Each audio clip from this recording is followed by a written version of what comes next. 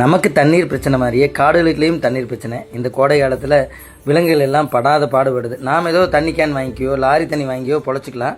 ஆனால் அதுக்கு என்ன பண்ண முடியும்? குரங்கோ இல்லை யானையோ புளியோ சிறுத்தையோ காசு கொண்டு போய் கேன் வாட்டர் வாங்கி தண்ணி குடிக்க முடியுமா? எதுவுமே செய்ய முடியாது. அவங்களுக்கு நம்மளை நம்பியோ அல்லது வானத்தை நம்பியோ தான் அது வாழ்ந்துட்டு இருக்கு. நமக்கு தாங்க அந்த பொறுப்பு இருக்குது. இதை பாருங்கள், நம்ம இந்தியாவில் ஒரு பகுதியில் இளைஞர்கள் அதுக்கு பொறுப்பெடுத்து வனத்துறையோடு இணைந்து அந்த காடுகள் இருக்கிற அந்த விலங்குகளுக்கு தண்ணீர் குடிக்கிறதுக்குண்டான அந்த தடாகம் இருக்கு இல்லையா, அதில் தண்ணீர் நல்லா சுத்தம் பண்ணி தண்ணி கொண்டு போய் ஊற்றி அங்கே இருக்கிற வனவிலங்குகளுக்கு ஒரு வாய்ப்பு ஏற்படுத்தி கொடுத்துருக்காங்க. தண்ணி பஞ்சம் இல்லாமல் தண்ணீர் தாகத்தை தீக்கிறதுக்கு ஒரு வாய்ப்பு ஏற்படுத்தி கொடுத்துருக்காங்க. குரங்களுக்கெல்லாம் கண்ணிலேயே தண்ணி இல்லாமல் போச்சுங்க. அப்படி ஒரு கடும் வறட்சி. இந்த சூழலில் இந்த இளைஞர்களுடைய செயல் அளப்பரியது. நம்ம பகுதியிலோட மேற்கு தொடர்ச்சி மலையில் கடும் வறட்சி. அங்கே இருக்கின்ற வனத்துறையினர் சிறப்பாக செயல்படுறாங்க. ஆனால் இன்னும் கண்ணும் கருத்துமா அந்த நீர் குடிக்கிறதுக்கு உண்டான அந்த தடாகத்துலலாம் தண்ணி ஊற்றி வச்சுட்டு தான் இருக்காங்க.